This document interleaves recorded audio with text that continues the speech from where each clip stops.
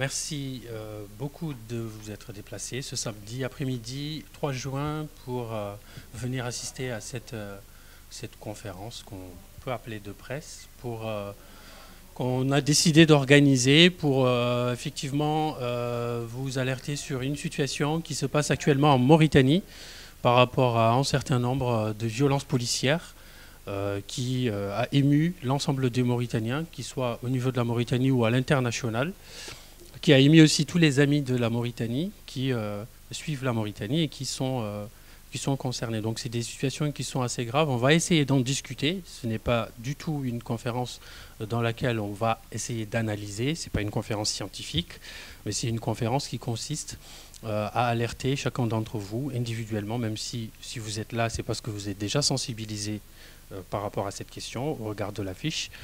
Avant de démarrer, on va se présenter. Nous, on est des Mauritaniens de Bordeaux. Je m'appelle Mohamed Lam.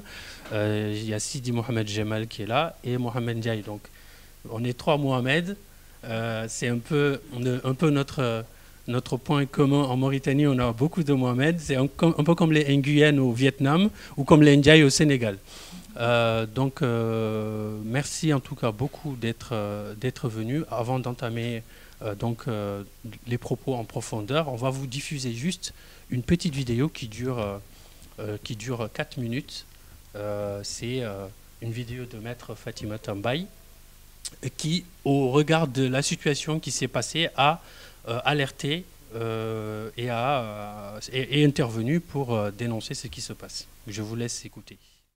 Aujourd'hui, tous les quartiers périphériques, les quartiers populaires, les jeunes ne sont pas en sécurité. Ceux qui ont manifesté et ceux qui n'ont pas manifesté, d'ailleurs ceux qui avaient manifesté, ils ont arrêté un bon nombre de jeunes. Mais il y a aujourd'hui, quand je parle de la chasse à l'homme, c'est qu'on va même au-delà même de la manifestation. On oublie complètement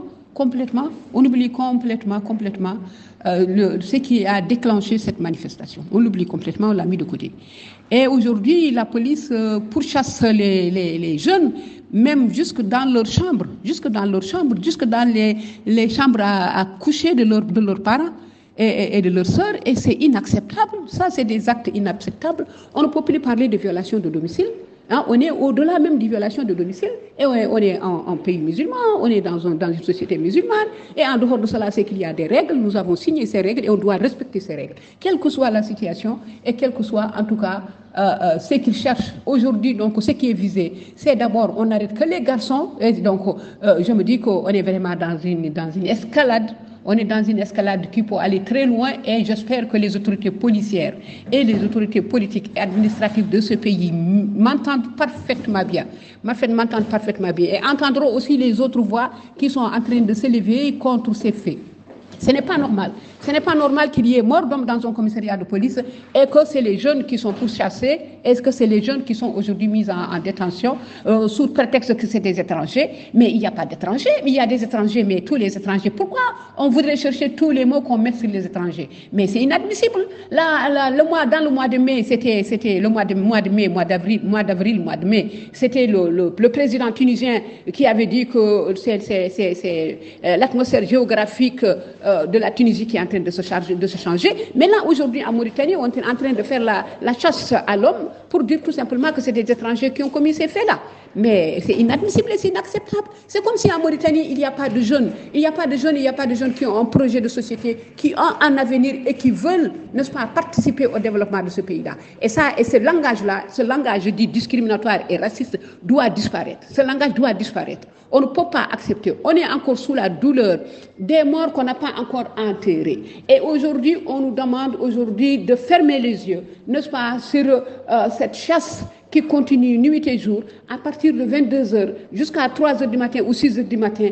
Aucun jeune, je dis bien aucun jeune, dans les quartiers 6e, 5e, Basra, Kouva, PK, les Médina, etc., ne sont en répit, ne sont en paix et ce n'est pas sérieux et ce n'est pas normal. Même ceux qui sont envoyés, aujourd'hui on a peur, nous les mamans et les sœurs, on a aujourd'hui peur de commissionner nos enfants dans les boutiques, même le boutiquier du coin qui ouvre aujourd'hui, qui ouvrait et qui faisait son commerce paisiblement est obligé de fermer boutique à partir de 19h pour ne pas se faire rafler par la police et se faire racketter par la police. Ce n'est pas normal, c'est injuste et il faut que ça s'arrête.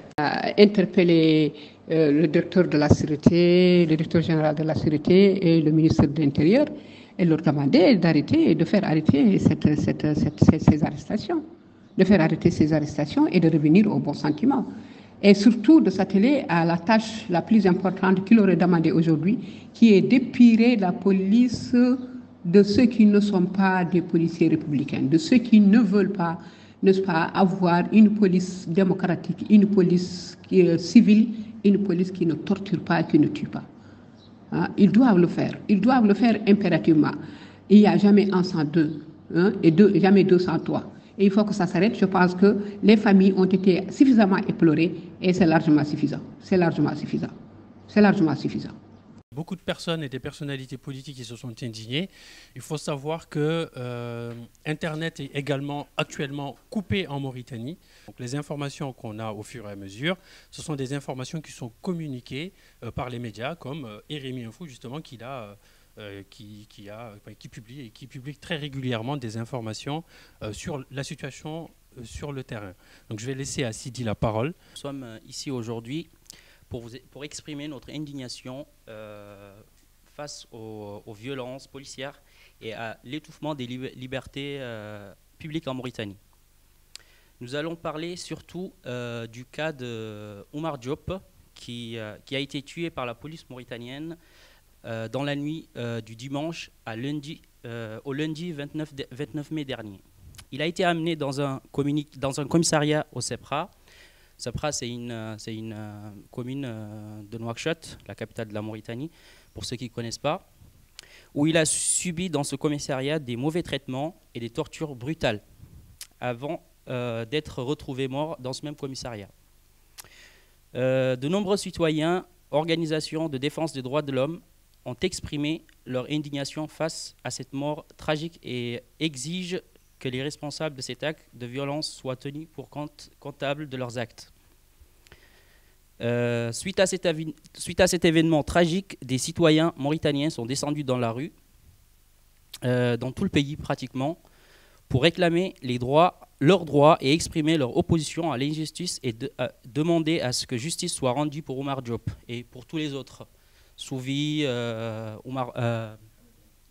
Mohamed Lamine qui est mort à Bogué, qui est tué par balle, Abbas Diallo et bien avant. C'est ça. Donc les forces de sécurité mauritaniennes ont répondu, comme d'habitude, avec une violence inexplicable et disproportionnée. Des personnes ont été arrêtées et soumises à de mauvais traitements, tandis que d'autres ont été blessées et une autre tuée. Donc on vient de le rappeler, c'est Mohamed Lamine, le jeune Mohamed Lamine. Nous sommes également préoccupés par la coupure d'Internet qui touche tout le pays, la coupure d'Internet mobile, donc faut le dire parce qu'il y a l'Internet fixe en Mauritanie, qui touche tout le pays à la suite de ces manifestations. Donc à chaque fois en Mauritanie qu'il y a une manifestation, il y a systématiquement une coupure d'Internet pour éviter que les gens communiquent. Donc cette coupure délibérée vise à empêcher la population de se mobiliser et de communiquer librement. Certains de nos concitoyens morts, mais aussi du gouvernement, face à ces violences policières et à la répression des libertés publiques. Le silence assourdissant des autorités mauritaniennes face à ces violations flagrantes des droits humains n'est plus acceptable. Ça, il faut le dire, faut que tout le monde le dise, il faut que le gouvernement l'entende aussi. Il est également impératif qu'ils garantissent l'accès à Internet à toutes les autres libertés publiques, y compris la liberté d'expression. Nous savons tous que la Mauritanie, dès qu'un journaliste, dès qu'une personne va à l'encontre d'une idée du gouvernement, il est systématiquement réprimé, voire même emprisonné ou même tué parfois. Nous appelons également nos frères morts, surtout vu que je suis mort, donc j'appelle tous les morts, يخلوا عنهم النفاق ويخلوا عنهم الكلام تحت الطاولة ويعاونوا ويوقفوا مع اخوتهم اليوم اللي ينكتلوا في الكوميساريا وما باقي شي ما يعدل لهم، يوقفوا معاهم. Voilà. Sinon, ça peut arriver à tout Mauritanien, que tu sois mort ou noir, ça peut arriver à tout le monde. Donc je demande solennellement à tous les Mauritaniens morts, et je sais de quoi je parle parce que j'ai vu plein de commentaires, moi personnellement, qui me dégoûtent de mes cousins, et ça ne peut pas continuer comme ça. Ça ne peut pas continuer comme ça. Donc, nous les appelons à se joindre à nous dans notre lutte pour la justice et la liberté. La justice, la liberté et l'égalité pour tous les citoyens mauritaniens, sans distinction de couleur, de peau ou d'ethnie. Nous devons tous faire notre part pour défendre les droits humains et pour nous opposer à toute forme de violence ou discrimination en Mauritanie. C'est notre devoir en tant qu'humains, en tant que citoyens de notre pays et en tant que membres de la famille mondiale. Et je vous remercie. Il faut savoir qu'effectivement, il y a ce cas, quand on a su l'existence de la mort de Omar, 24 heures après, il y a eu la mort de Lamine, Mohamed Lamine, au niveau de Bogué, parce qu'il manifestait, lui, pour dénoncer la mort de Omar. Donc c'est très compliqué d'avoir toutes ces informations en même temps, alors que quelques semaines plus tôt, Souvi est mort dans les mêmes conditions. Il a été en détention, frappé, sans doute mortellement, du coup torturé, parce qu'il est mort entre les mains de la police. Et c'est très problématique parce qu'à chaque fois qu'il y a des voix qui s'élèvent et qui dénoncent ces pratiques, il y a systématiquement toute une désinformation qui est lancée, une machine de désinformation qui est lancée, et les voix qui s'élèvent sont taxées de personnes qui attisent le feu et qui sont là pour s'aimer le trouble et qui sont étrangers. Et ça, c'est quelque chose vraiment qui me met hors de moi, parce que le fait de taxer les Mauritaniens, les jeunes Mauritaniens qui manifestent aujourd'hui, le monde est ouvert. Les Mauritaniens, ils voient ce qui se passe au Sénégal, ils voient ce qui se passe en France, ils voient ce qui se passe dans les pays développés. Quand il y a un problème avec les gouvernants, ils sortent dehors, ils manifestent leur mécontentement. On voit ici en France, tous les samedis, des Français descendre dans la rue et manifester violemment quand ils ne sont pas d'accord. On ne dit pas que c'est des étrangers. Au Sénégal, c'est pareil. Au Sénégal, les gens descendent. Aujourd'hui, ce qui se passe au Sénégal, nous le déplorons aussi, parce que c'est les mêmes, parce que la Mauritanie et le Sénégal, c'est des pays frères. Nous dénonçons également ce qui se passe au Sénégal par rapport aux nombreuses violences policières qui se passent là-bas, des meurtres comptés par presque, ça dépasse la dizaine actuellement, en quelques jours. Donc c'est très problématique, et le lien entre la Mauritanie et le Sénégal, effectivement, fait que nous sommes concernés aussi par ce qui se passe au Sénégal. Et en Mauritanie, justement, les gens qui manifestent, on les taxe d'étrangers parce qu'ils sont noirs. Tout simplement, il n'y a pas 10 000 explications, parce que c'est les mêmes procédés que le gouvernement mauritanien a utilisés dans les années 80 pour déporter des dizaines de milliers de Mauritaniens vers le Sénégal et vers le Mali. Donc c'est tout simplement insupportable, et il faut le dire, il faut avoir le courage de le dire, même si c'est à part un petit commentaire, un petit texte sur Facebook, un petit texte sur Twitter, il faut dénoncer ces genres de choses, parce qu'on ne peut pas rester impuni. Nous, on a décidé d'organiser cette rencontre tout simplement parce qu'on voulait faire quelque chose, mais on ne savait pas quoi faire, alors qu'on est plusieurs, quand même dizaines de Mauritaniens ici à Bordeaux. Mais comme on n'est pas assez organisé, on ne se voit pas souvent, on ne peut rien faire sans que ce soit assez problématique. Donc ça, va falloir y réfléchir après la conférence et essayer de voir qu'est-ce qu'on peut faire ici quand il y a ce genre de choses qui se passent chez nous, qu'on puisse avoir la possibilité de rapidement nous mobiliser pour pouvoir agir. Donc je vais laisser la parole à Mohamed Ndiaye. Comme Sidi l'a rappelé, à chaque fois qu'il y a des manifestations, ce qu'on peut appeler un crime, et que la population descende dans la rue, donc les accès à Internet et tout ce qui peut propager l'information sont coupés. Donc ça, c'est aussi une méthode de ce gouvernement, de cette élite qui continue depuis des années à opprimer son peuple. Donc nous, suite au décès de notre frère, de notre concitoyen, Oumar Diop et bien d'autres, Mohamed Lamine, Chouvi et autres, donc nous n'avons pas pensé à faire cette conférence de presse qui a été improvisé, hein, on ne vous le cache pas, parce qu'on est dans l'obligation de réagir. Nous avons de la famille en Mauritanie, nous avons des frères, des mères, des papas, et toute la famille est restée au pays, donc, pour certains. Donc aujourd'hui, donc cette conférence, on va dire improvisée, va rappeler du coup notre indignation et rappeler à la communauté internationale, parce que nous avons les canaux, nous avons nous au moins Internet n'est pas coupé ici, donc parce qu'on est quand même dans un pays de démocratie, donc contrairement à notre pays, il faut le dire aussi. Donc en Mauritanie, la démocratie elle est bafouillée, les droits humains, comme Sidi l'a aussi rappelé, sont bafoués. Donc nous, on a notre part de responsabilité. Donc notre part de responsabilité, c'est de nous mettre debout et de dire non, stop. Nous aussi, on va véhiculer cette haine, on va véhiculer aussi que le gouvernement est en train de faire subir son peuple. On va dire que stop à ces violences-là. On va faire savoir et faire connaître à l'opinion internationale que le régime en place, c'est vraiment un régime raciste, on peut l'appeler.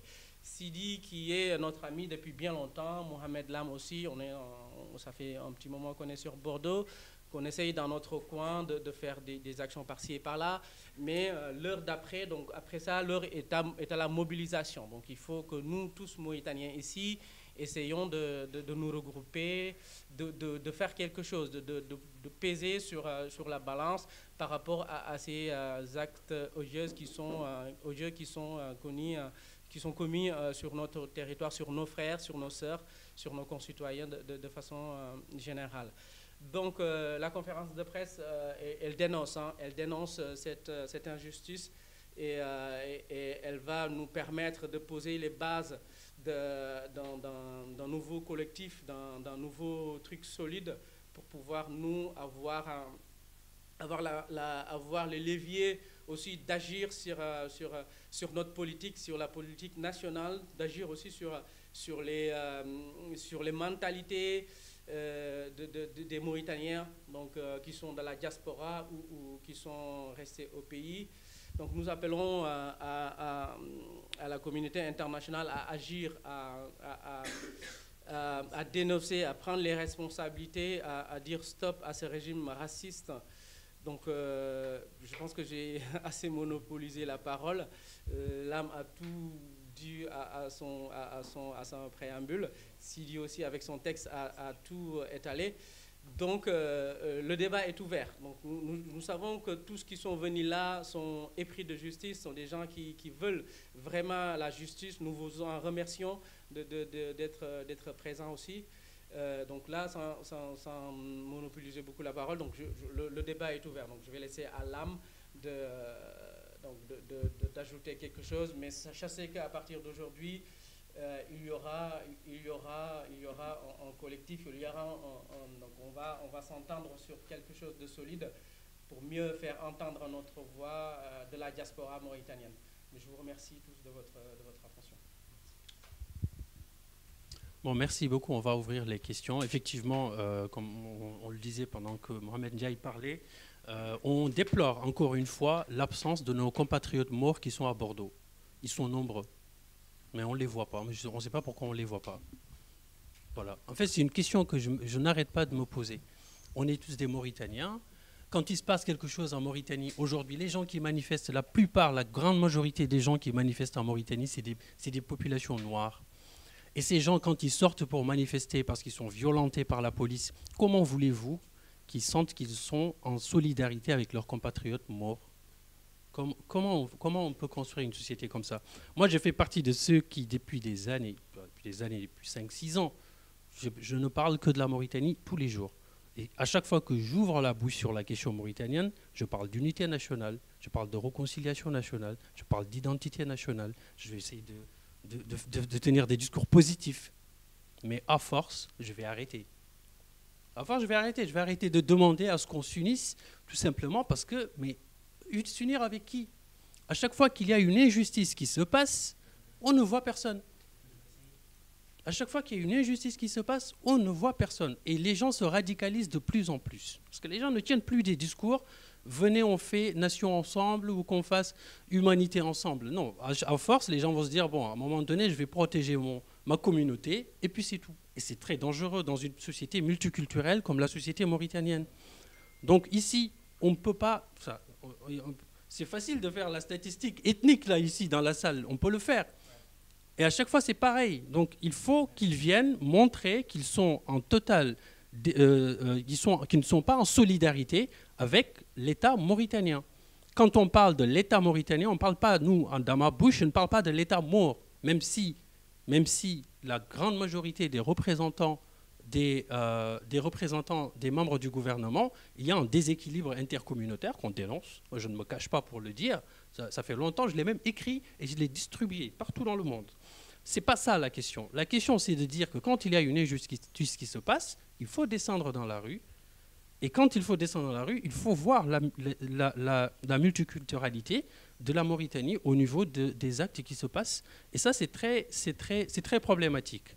Donc, je ne sais pas s'ils vont écouter probablement, mais il faut aujourd'hui comprendre que nous, en tant que Mauritaniens, on en a forcément marre, en tant que Noirs Mauritaniens.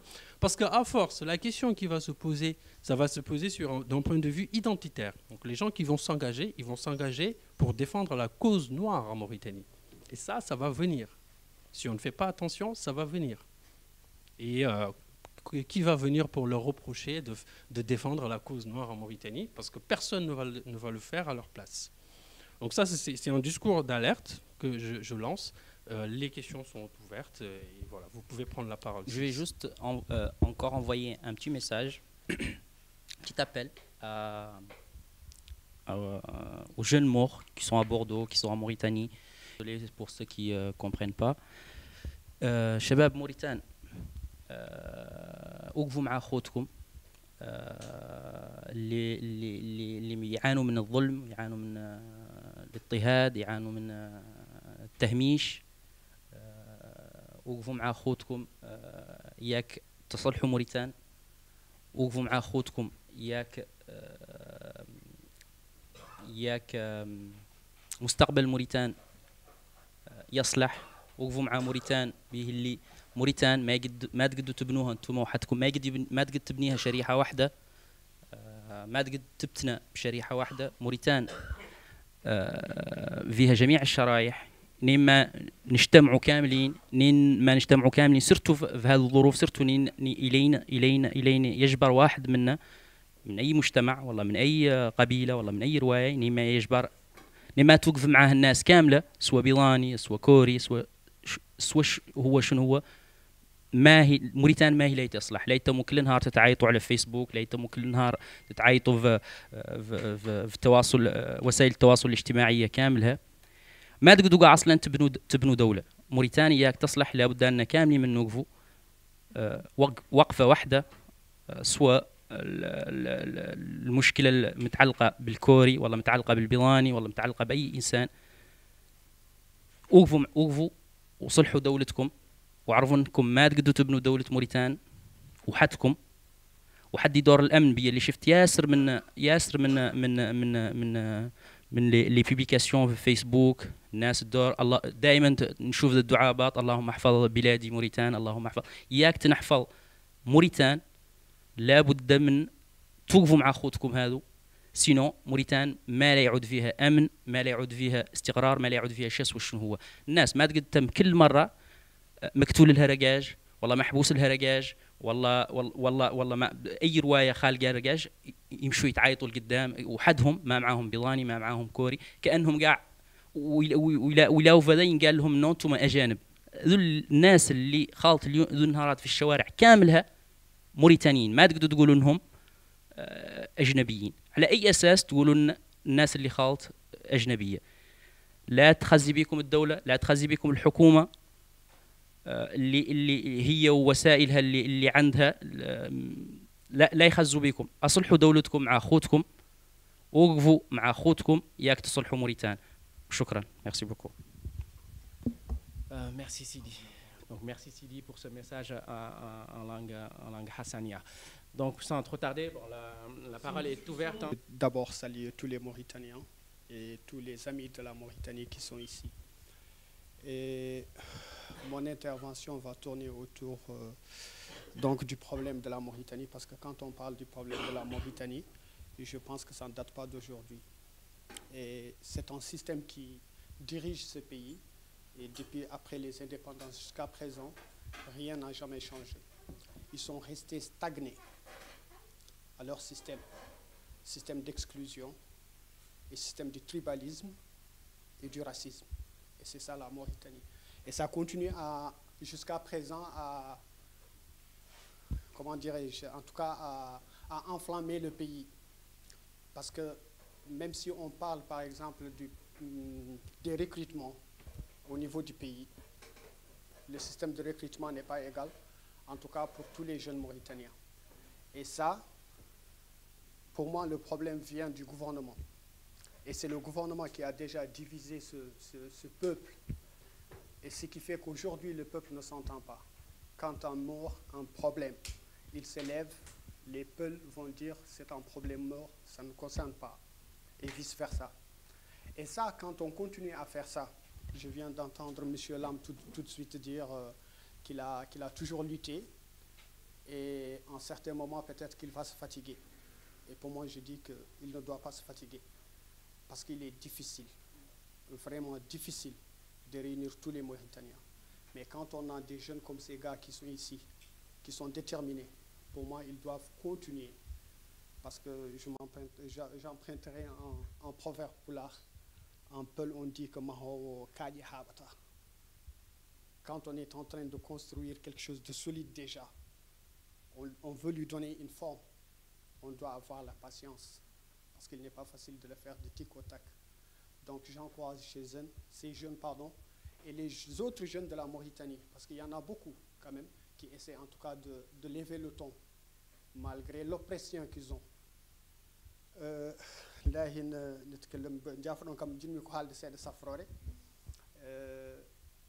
Et je veux diriger ça, enfin, adresser ça aux morts qui sont à Bordeaux et qui sont en Mauritanie.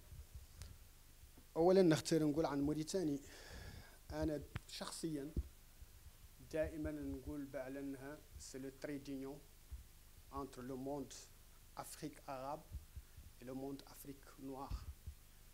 Et c'est un pays qui est riche culturellement, où on trouve différentes communautés. Il n'y a pas beaucoup de communautés comme par exemple quand on prend le Sénégal. منين نقول السنغال فيه 32 والله ما أكثر من ذلك من لي زيتني ولا موريتاني يانا 4. ذوك الأربعة اللي في موريتانيا نين يقلبهم يتفاهموا كيفاش لا نتفاهموا نين نزادوا معنا لا نزادوا وحنا لا 4 ملايين بشر في موريتانيا. والدولة قسمت الشعب وتعرفوا بعلنا الزرق ما قط جاب لنا رئيس اخترناها احنا يجيب لنا لا رئيس اختاروه هم. إذن يا الله نوعاو ونعرفوا عن هذه الدولة بين يدينا نحن. وأنا دائما نقول لا فرق بين البيضاني ولا الفلاني إلا بمحبة موريتاني. حد يبقي موريتاني ما يا الله يخرص سيزنتري هو بيرسونيل، يا الله يخرص الانتري جنرال. أن هذو الناس اللي مترأسين موريتاني اليوم والله الصبح لا يمشوا عنها، ومنين يمشوا عنها تبقى دولتنا خاسرة ولا عندنا حد قاعد يقبض بلاصتهم. إذن نتحدوا. On en est aussi, vous aussi, il ne faut jamais se décourager. Parce que nous, peut-être, Nias est là, il peut en témoigner.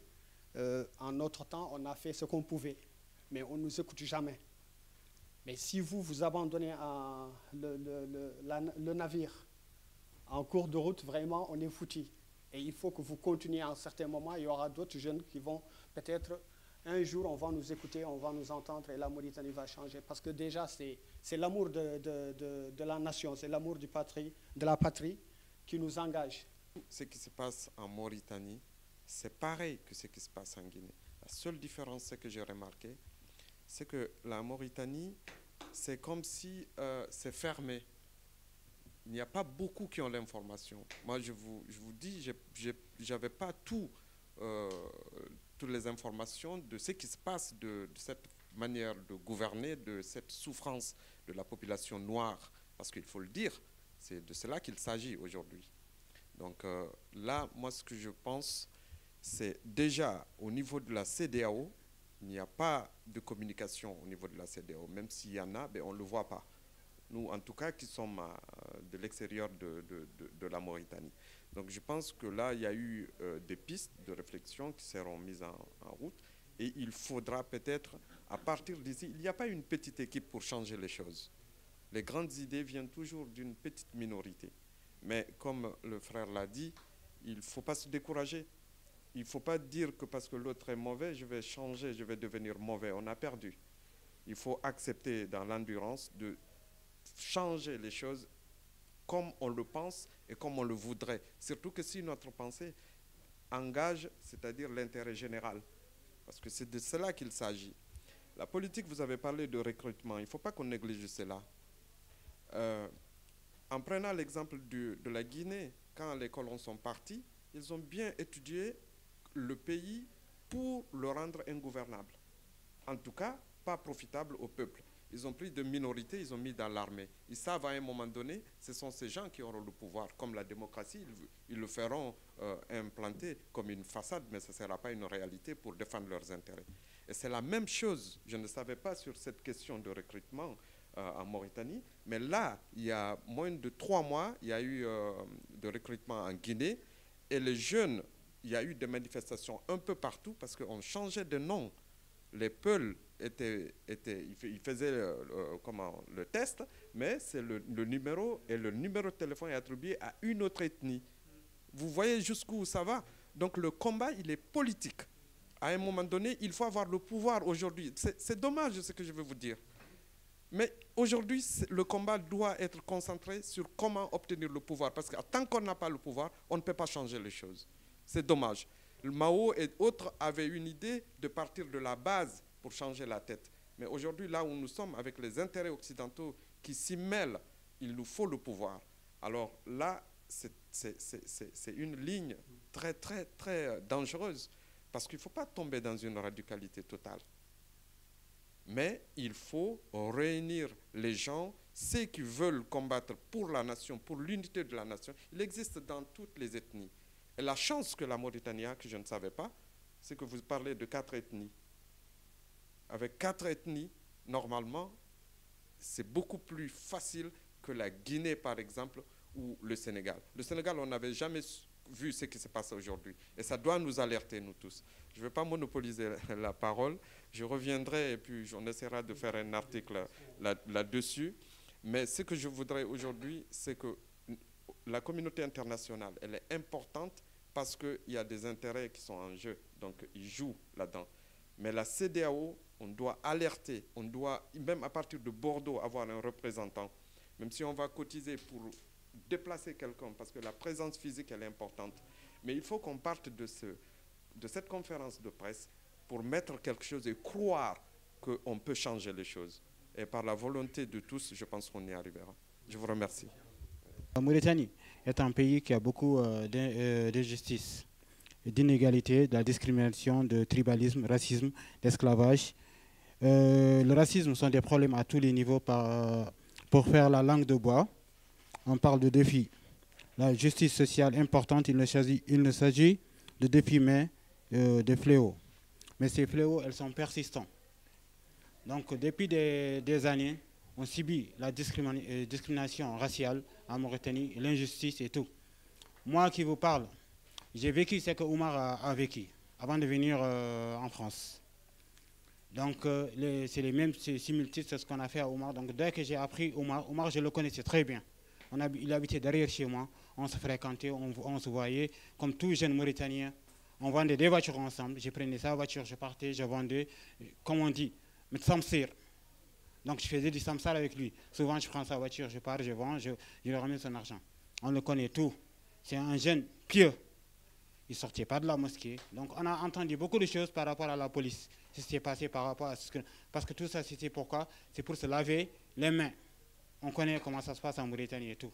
Donc, nous, on dit stop à ça, parce que ça peut m'arriver, ça peut arriver à mon frère, ça peut arriver à qui que ce soit, Maure, Soninké, Halpulaar, Bambara, tout le monde, ça peut arriver, parce que ça arrive tout le temps à nos frères et tout. Donc nous disons stop à ça, nous disons vraiment non, parce qu'on est fatigué par rapport à ça. Maintenant, il y a deux choses. Soit on continue le combat avec Oumar, ou soit on laisse, ça va se répercuter. Avec Souvi, c'était pareil. Qu'est-ce que les gens disent? Non, parce que c'est la famille de Souvi qui a ni. Non, nous, on s'en fout de ça. Aujourd'hui, Oumar aussi, demain, sa famille, oui, qu'est-ce qui va se passer? Tu vois, aujourd'hui, par exemple, je vous donne juste un petit exemple. Un gars de Mbagne, l'un des députés de Mbagne au conseil, va aller voir le père de Oumar. Il va s'asseoir là-bas, il va dire, ouais, Ken Bandirabe, mais je ne sais pas si vous comprenez ce que je dis, Ken Bandirabe, donc ils vont régler ça à l'amiable et tout et tout. Maintenant, après, c'est bon. Demain, un Ali Diallo, demain, un Mohamed, un Sidi encore. Tout le temps, ça va se passer comme ça jusqu'à quand? Vraiment, on est fatigué, on est fatigué, on est fatigué à ce problème. On aimerait bien que ça soit réglé une bonne fois pour toutes. Merci à vous. Les manifestations, en fait, sont venues suite au décès de Oumar Diop, ou l'assassinat, oui, c'est mieux. L'assassinat de Oumar Diop, qui a été assassiné dans des conditions vraiment atroces. Donc, je vais essayer de vous relater un peu ce qui s'est passé, d'après ce que j'ai entendu, d'après ce que la famille et les avocats de la famille ont dit. Oumar Diop a été arrêté vers 23h la nuit du dimanche à lundi 29 mai. Pour vous compreniez mieux, lui, il n'a pas été arrêté le jour même. On l'avait arrêté la veille. Quand on l'avait arrêté, il avait la somme qu'il avait vendue sa voiture pour aller aux États-Unis. Quand la police l'a arrêté, parce que la police le fait à chaque fois, dès qu'il t'arrête, il te voit avec l'argent. Comme lui, il est connu à la police. Donc quand on l'a arrêté à la police, on lui a demandé d'où vient cet argent. Il dit, c'est mon argent, j'ai vendu ma voiture, je dois aller aux États-Unis. Comme tout Mauritanien connaît les policiers, ils lui ont dit, oui, maintenant tu dois nous donner notre part. Lui, c'est un homme, tout le monde le connaît, c'est un homme très courageux. Il a dit que vous n'aurez rien. Ils l'ont pris, ils l'ont amené au commissariat. Il a appelé son grand frère. Il lui a dit que les gens m'ont amené, ils veulent mon argent. Donc son grand frère est venu, il a négocié avec les policiers. Maintenant, les policiers lui ont dit, oui, maintenant pour qu'on le laisse partir, il faut que vous donniez une somme. Lui a dit que son argent, ça ne bouge d'un iota. Son grand frère a pris 25 000 de sa poche, il a donné aux policiers pour qu'il le laisse partir. Maintenant, lui, il était énervé par rapport à ça. Quand il est arrivé chez lui, c'était le dernier appel qu'il a eu avec son grand frère. C'était leur aîné. Il a appelé son grand frère, il a dit je t'ai fait déranger, tu ne devais même pas venir, je t'ai fait déranger, mais il ne fallait pas les donner. Ok. Apparemment, la police mauritienne le fait tout le temps. Quand ils veulent quelque chose avec toi, ils te suivent. Ils l'ont suivi jusqu'au lendemain, par rapport à ses activités, par rapport à comment il partait et tout. À un moment donné, il était sorti, il a eu une panne par rapport à sa voiture. Et or qu'à côté, il y avait les policiers qui étaient à côté. Ils l'ont vu, ils l'ont reconnu, ils l'ont dit, qu'est-ce que tu fais ici, à cette heure-ci? Il dit que je suis en panne, j'attends quelqu'un, il vient pour me secourir. Quand la personne est venue, ils étaient là-bas en train de réparer sa voiture. Ils lui ont dit, ouvre ta voiture. Parce qu'ils pensaient toujours que l'argent est toujours dans la voiture. Il a ouvert, ils ont fouillé la voiture, ils n'ont rien trouvé. Et quand ils n'ont rien trouvé par rapport à ça, qu'est-ce qu'ils lui ont dit? Ils lui ont dit, maintenant tu vas venir avec nous au commissariat. Il a dit, pourquoi? Ils lui ont dit, parce qu'il y a le commissaire qui a besoin de toi. Il y avait un qui s'appelait Ngari, il le connaissait très bien. Il lui a dit, viens, tu montes. Il a refusé, le gars l'a giflé, lui il a riposté. Et quand il a riposté, après il y a son ami qui lui a dit, maintenant, je suis d'accord, vous ne l'amenez pas, moi je prends une garantie de le mettre dans ma voiture, je l'amène au poste. Ils ont dit non. Quand il a tourné, ils ont pris ses mains, ils l'ont monté, ils l'ont jeté dans la voiture. Et une fois arrivé au commissariat, comme d'habitude, comme tout le monde le sait, il a dit qu'il avait faim. Son frère est parti lui chercher à manger avec son pote. Ils sont revenus, ils voulaient le voir. Ils ont dit non, ils ont donné ça au chef de poste. Il lui a dit oui, c'est bon, on lui a donné. Il a donc parti jusqu'à demain et on va le libérer. Demain, tout le monde, on s'est réveillé, tout le monde a vu les photos et tout, c'est comme ça que ça s'est passé. Il n'y a pas autre chose. Voilà. Merci. Merci Ali. Ouais, il a été torturé dans ce commissariat. On va rappeler ce que ce jeune vient de dire là. C'est courant en Mauritanie. La police mauritanienne, elle fait du chantage. Il y a une raquette. Donc c'est très très courant en Mauritanie Donc voilà. Donc c'est pas quelque chose en fait que le jeune a inventé ou pas. Je connais personnellement des jeunes noirs mauritaniens qui ont vécu cela. Donc c'est pas des histoires, c'est tous les jours, c'est tous les jours comme ça. Donc la police mauritanienne, c'est une police de rackettage. Voilà. Donc est-ce que vous avez une contribution, une question ou non, sinon on va... Vous remercier pour cette initiative et je pense que c'est important d'en parler, ce que vous faites, c'est important. Et vous dire qu'aussi je suis disponible pour construire avec vous. Ouais, ouais. Donc vous pouvez compter sur moi. Il faut le rappeler, c'est l'aîné, enfin, nous un peu, moi, Doyen, c'est un peu le doyen, c'est l'aîné. Ouais, bon, doyen, c'est un grand mot. J'étais le président de l'association, j'ai dirigé l'association pendant quelques années, mais c'était une association culturelle et tout, mais je pense qu'aujourd'hui, on ne peut pas rester et garder le silence, quoi, vu ce qui se passe. Et puis la désinformation, ils en ont parlé. Moi, je pense que tout a été dit. Et même ce qui est sidérant dans tout ça, c'est que la police, après leur forfait, ils ne s'arrêtent pas là. C'est la désinformation. Vous avez vu le communiqué du commissariat? Que Omar a été interpellé dans des circonstances. Il était sous l'emprise de la drogue. Il continue à ternir son image, même après sa mort. Avec Soufi. Alors qu'il y a la vidéo de son interpellation qui circule sur les réseaux sociaux. Et je me dis que ces gens, ils sont déconnectés, au moins suivre un peu ce qui se passe. Et je pense que peut-être c'est à cause de ça qu'ils ont coupé l'Internet.